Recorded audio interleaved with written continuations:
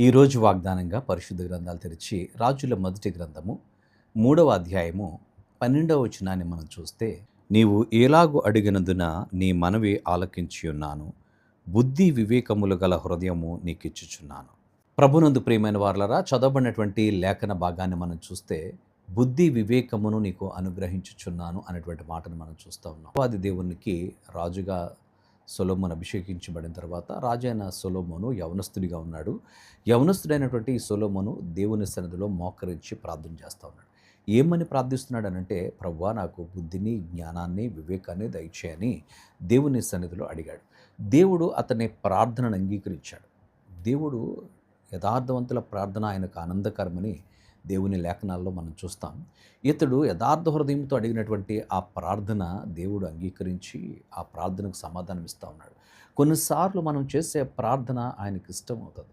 ఆయనకి ఇష్టమైన వెంటనే ఆ ప్రార్థన ఆయన ఇవ్వడానికి ఇష్టపడతాడు. ఇక్కడ కూడా భక్తుడు చేసినటువంటి ప్రార్థన ఆయనకి ఇష్టమై అంటున్నాడు, ధ్రువుని జయించే శక్తిని నాకు దయచేయి, నాకు ఐశ్వర్యాన్ని నిమ్ము అని, నాకు ఆయుష్ నిమ్ము అని అడగలేదు. కానీ నువ్వేం అడిగావు? బుద్ధిని, వివేకాన్ని అడిగావు. కనుక ప్రజలను పరిపాలించడానికి, నీవు నాకు ఇచ్చినటువంటి ఈ ప్రజలను పరిపాలించడానికి కావాల్సినటువంటి బుద్ధిని, వివేకాన్ని దయచేయమని అడిగావు. బుద్ధి చాలా ప్రాముఖ్యమైనది.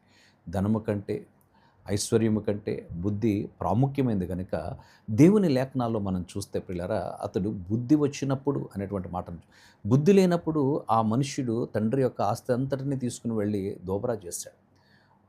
అతను తినడానికి ఆహారం లేక పందుల పొట్టు దగ్గరికి వెళ్ళాడు. మనం చూస్తాం. అయితే బుద్ధి వచ్చినప్పుడు అనేటువంటి మాటను మనం చూస్తాం.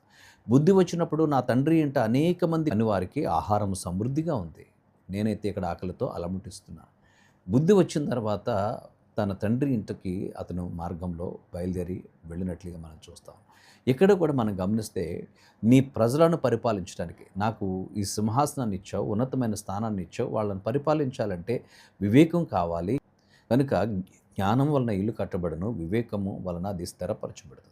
కనుక బుద్ధిని, వివేకాన్ని అడిగినప్పుడు దేవుడు వాటిని ఇస్తూ ఉన్నాడు. బుద్ధి జ్ఞానము లేనటువంటి కంచరు గాడిదల వలె మనం ఉండకూడదని దేవుని వాక్యం సెలవుస్తుంది. దేవుని బిడ్డలైనటువంటి మనం బుద్ధి కలిగి, వివేకము కలిగి మన కుటుంబాలను మనం చక్కగా నడిపించుకుందాం గాక.